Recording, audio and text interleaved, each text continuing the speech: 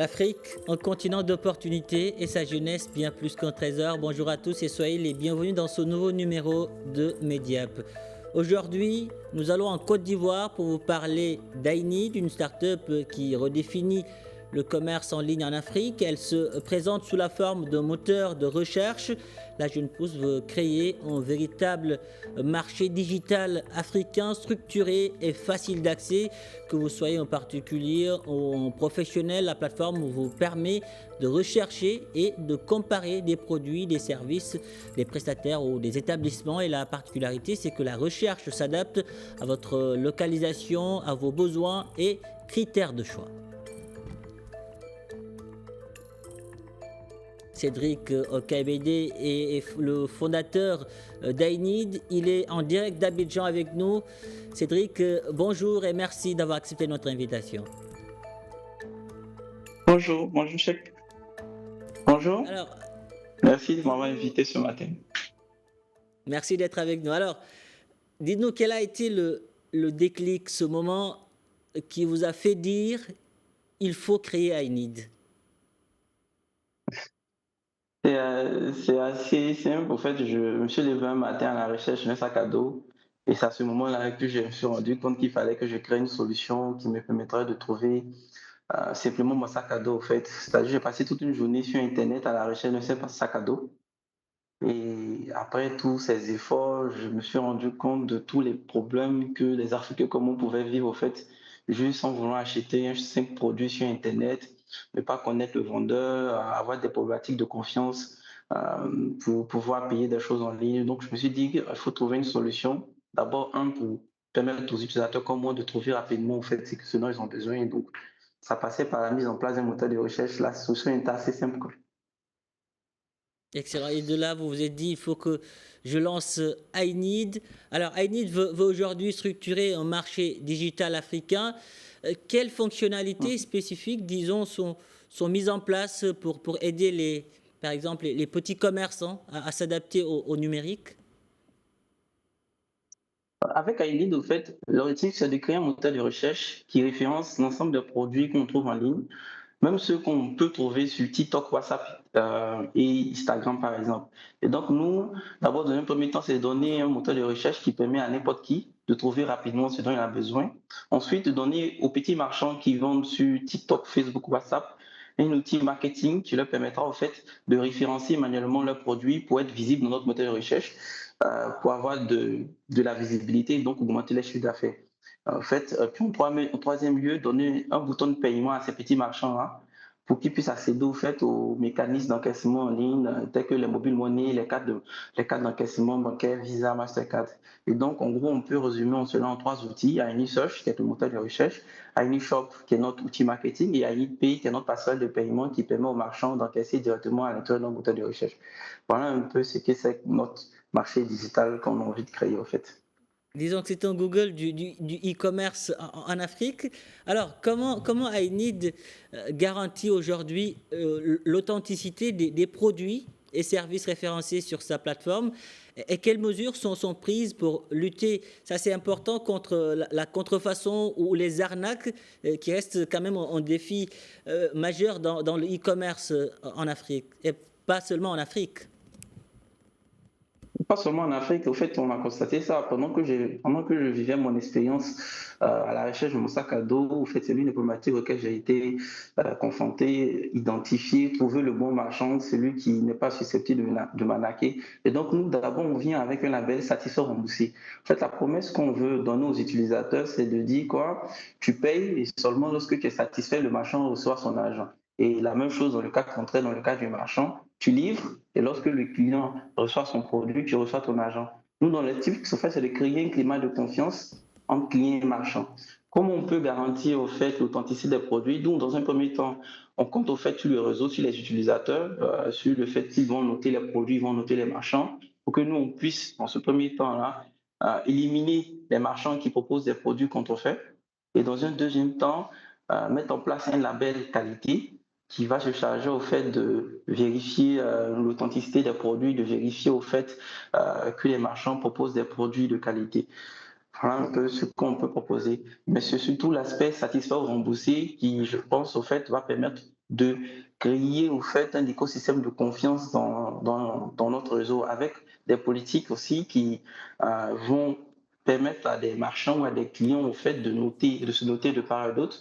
Et ensuite, en fonction de certaines réclamations, faire sortir des marchands de notre réseau lorsqu'ils proposent des produits contrefaits ou même faire sortir des clients au fait qui posent des réclamations qui ne sont pas véridiques. Et donc, nous, on veut être l'acteur qui va venir créer la confiance. On ne veut pas forcément être l'acteur qui va être un élément participant du réseau, mais c'est celui qui vient, qui permet à chacun des éléments de l'écosystème d'être rassuré lorsqu'il envoie de l'argent au marchand et au marchand aussi d'être rassuré lorsqu'il livre son produit au client. Derrière nous, on va mettre en place les outils, les mécanismes pour que chacun puisse noter les différents acteurs et puis nous, on va servir au fait d'éléments conciliateurs qui décident à la fin de retirer soit le client ou le marchand qui propose des produits contrefaits. Donc vous serez tout le temps appelé à innover, innover. Alors, au-delà de la recherche, quelle est justement, quelle est la prochaine grande fonctionnalité qu'Ainid compte développer pour solidifier sa proposition de valeur et comment envisagez-vous l'intégration de l'intelligence artificielle pour rendre plus performant aujourd'hui, plus performante plutôt la plateforme? OK.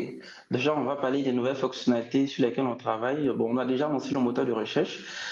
Bientôt, on lancera l'outil marketing à eShop qui permettra aux petits marchands de indexer manuellement leurs produits, surtout aussi de permettre de rester, de garder leur présence sur les réseaux sociaux. Parce que cet outil-là, en plus de permettre d'indexer le produit de notre moteur de recherche, il permet à ces marchands-là de publier ces mêmes produits-là sur l'ensemble de leurs pages sociales, Facebook, TikTok, WhatsApp, Instagram, pour garder leur communauté, surtout permettre à ces communautés-là de bénéficier des lignes de paiement directement dans ces plateformes-là. Ensuite, on va lancer notre passerelle de paiement qui permettra à ces marchands d'encaisser directement dans notre moteur de recherche. En ce moment, qu'est-ce qu'on fait en termes d'utilisation d'IA? Déjà, à Elite, dans notre moteur de recherche, on permet aux clients finaux, de chercher des produits à partir des images. C'est-à-dire, moi, je me promène en ce moment à Abidjan, je vois une chaussure, un sac à dos qui me plaît, je peux prendre la photo de ce produit-là et trouver tout de suite un marchand qui propose ce produit-là à Abidjan, par exemple. Ce sera le cas aussi si peut-être on a bientôt, on compte lancer le produit de Horizon 2026 au Maroc, donc ce sera le cas aussi pour les clients marocains. En termes d'IA, on compte aussi utiliser l'IA pour ranker, c'est-à-dire noter les produits, c'est-à-dire utiliser l'IA pour lire la description, les images, le nom, le prix, et à partir au fait de tous les datas qu'on pourra accumuler à partir des marchands et des clients, pouvoir donner des notes de qualité, et surtout pour que les clients puissent au fait améliorer leur choix. C'est pas tout. Même au marchand aussi, on compte développer une IA. Chez nous, c'est un commercial expert, un marketeur expert. En fait, l'éthique avec cette IA qu'on veut mettre en place pour les marchands, c'est de permettre à un marchand d'analyser son business, d'analyser le marché en face de son business et de pouvoir promettre à ce marchand-là d'atteindre un chiffre d'affaires prévisionnel sur une semaine. Et donc, non IA va dire à ce marchand, j'ai vu ton business, j'ai vu le marché, moi je pense que tu peux atteindre 1000 euros la semaine avec ce que tu fais. Est-ce que tu as bien envie qu'on atteigne cet objectif ensemble? Voilà un peu Ce les sera chantiers sur lesquels en fait, on un compte coach. travailler. Comment?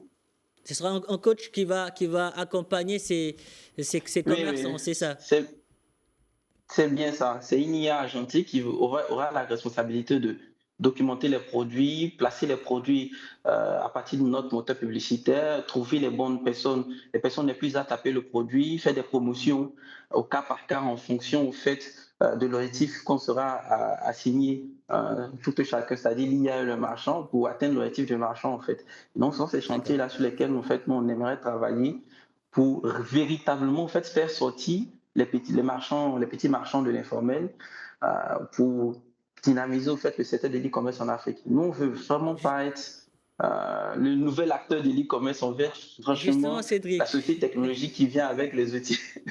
Justement, Cédric, en parlant de petits commerçants et de formalisation même de ce secteur-là, l'inclusion financière et digitale justement de ces petits commerçants est aujourd'hui un défi à relever. Quels sont les principaux obstacles culturels ou on va dire logistiques que vous rencontrez dans cette démocratisation de l'accès au digital?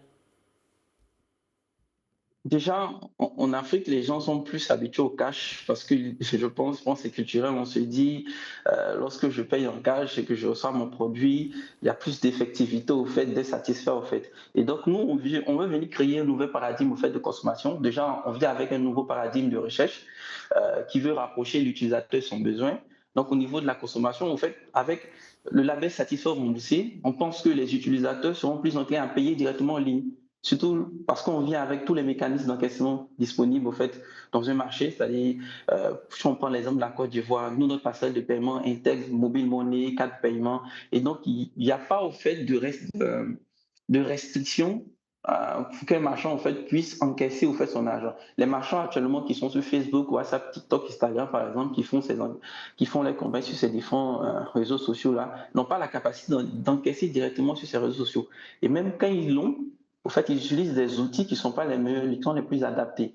Et ils sont soumis deux fois à des arnaques venant même des clients. Et donc, nous, l'esprit, c'est de dire, on vient avec une solution qui te permet à toi, au fait, de te rassurer que les échanges financiers seront faits en toute confiance, dans lesquels on pourra rembourser le client lorsqu'il sera dessus ou lorsqu'il y aura des litiges, et même on pourra payer le marchand lorsque le client se sera, en fait, comporté de manière défavorable par rapport au marchand. Donc, c'est avec cet esprit-là qu'on pense qu'on va changer les habitudes, en fait. Alors Cédric, en tant qu'informaticien et technophile, quelle a été la plus grande leçon technique ou on va dire entrepreneuriale que vous avez tirée depuis le lancement de l'aventure iNeed? Je pense que c'est lorsqu'on a voulu réaliser nos rêves au lieu de résoudre les problèmes des gens. C'est-à-dire, Inid, ça fait 10 ans qu'on travaille sur ce projet. Au début, on avait un rêve, on voulait créer un marché virtuel avec plein de fonctionnalités, je pense qu'il était presque inutile pour tout le monde à cet instant, hein. Et on était plus en mode réaliser nos rêves, nos ambitions. Et donc, je pense que la plus grande erreur quelqu'un puisse faire, en fait, c'est de ne pas chercher à résoudre un problème, mais de réaliser le rêve qu'il fait le soir en dormant à la maison. Et donc, je pense qu'avec cette nouvelle aventure unique là, on cherche vraiment à résoudre le problème des utilisateurs, résoudre les problèmes des marchands dans leur quotidien, comme la difficulté qu'ils ont à proposer leurs produits en ligne, surtout pour ceux qui vendent dans nos différents réseaux sociaux.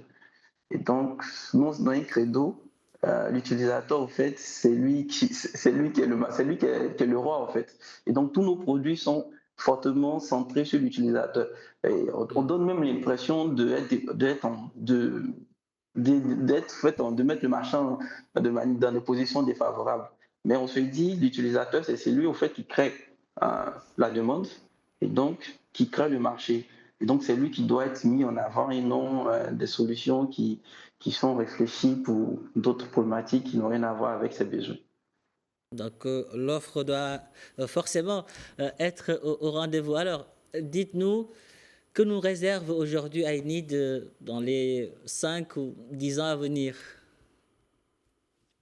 Dans les 5-10 ans à venir, Ainid, au fait, veut être cet acteur, le référent dans le domaine de l'e-commerce en Afrique, pour commencer, fournit des solutions assez disruptives aux marchands pour permettre d'augmenter les chiffres d'affaires et surtout être cet acteur qui va formaliser tout ce qui est activité commerciale en fait en Afrique, faire sortir les petits marchands de l'informel, favoriser l'inclusion financière, surtout parce qu'on a plein d'autres produits, on pense à même monter une solution de fintech qui permettra en fait de préfinancer, de financer au fait les petits marchands dans leur activité grâce à des mécanismes en fait qu'on peut créer grâce au modèle d'encaissement qu'on fait avec les clients. Donc on a plein de petites idées comme ça qu'on peut réfléchir et on veut être celui-là qui va au fait créer ce marché et laisser les gens au fait innover à l'intérieur de ce marché grandir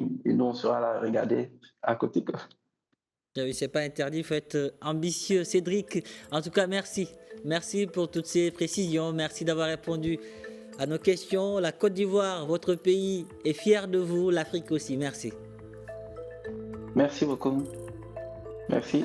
Merci de nous avoir donné l'occasion de nous exprimer. Merci Cédric. Voilà qui referme ce numéro de Mediap. Merci de l'avoir suivi. Un grand merci aux équipes techniques et rédactionnelles ayant contribué à sa réalisation. Que vous soyez, prenez soin de vous et allez jusqu'au bout de vos rêves. N'abandonnez jamais.